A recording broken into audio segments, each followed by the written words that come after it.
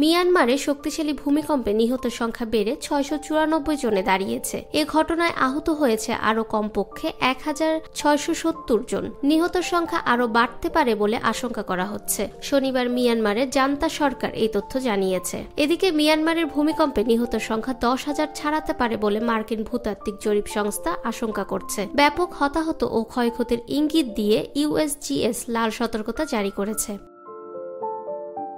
শুক্রবার স্থানীয় সময় বেলা 12:50 মিয়ানমারের কেন্দ্রীয় অঞ্চলে 7.7 মাত্রার এই ভূমিকম্প হয়। এর কেন্দ্র ছিল ভূপৃষ্ঠের 10 কিলোমিটার গভীরে। ভূমিকম্পের কেন্দ্র মিয়ানমারের মান্দালয় শহর থেকে প্রায় 17.2 কিলোমিটার দূরে। ফাহমিদা বিনতে আনোয়ার, নিরপেক্ষ নিউজ ডেস্ক, ঢাকা।